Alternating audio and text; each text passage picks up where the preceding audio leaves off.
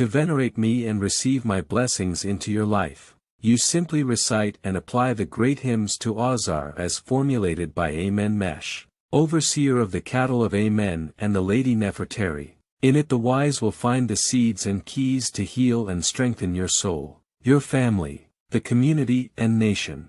The great hymns to Ausar. Hail to you, Ausar, Lord of eternity, King of gods, of many names, of holy forms, of secret rites in temples, noble of Ka. You preside in Jeddu, Osiris, rich in sustenance in Sikkim, Letopolis, Lord of acclaim in Angedi, ninth nome of Lower Egypt, foremost in offerings in On, Heliopolis, Lord of remembrance in the Hall of the Two Truths, secret Ba of the Lord of the Cavern, subconscious, holy in White Wall, Memphis, Ba of Ra, his very body, who reposes in Ni, greater Heracleopolis, who is worshipped in a Nerit tree that grew up to bear his Ba, Lord of the Palace in Kmun, Hermopolis, much revered in Shas-Hetep, Hypsilus, eternal Lord who presides in Abtu, Abydos, who dwells distant in the graveyard, whose name endures in people's mouths,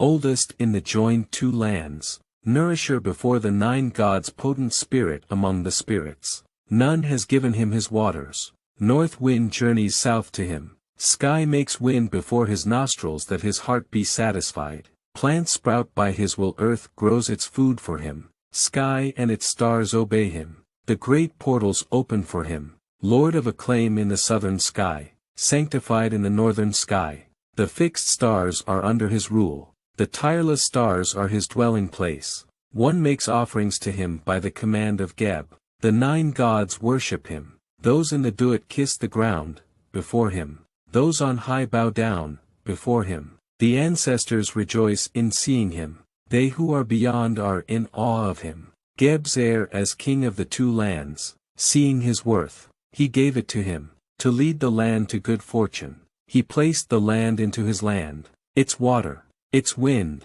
its plants, all its cattle, all that flies, all that alights, its reptiles and its desert game were given to the son of Nut, and the two lands are content with it. He is the leader of all the gods, effective in words of power. His sister was his guard, she who drives off the foes, who stops the deeds of the disturber by the power of her utterances, the clever-tongued whose speech fails not, effective in words of power. Mighty Ozit who protected her brother, who sought him without wearying, who roamed the land lamenting, not resting until she found him, who made a shade with her feathers, created breath with her wings, who celebrated in joining her brother, raised the weary heart, received the seed, and bore his heir, raised the child in secret, his abode unknown, who brought him when his arm was strong into the broad hall of Geb. The nine gods were jubilant. Welcome son of Ausar Haru,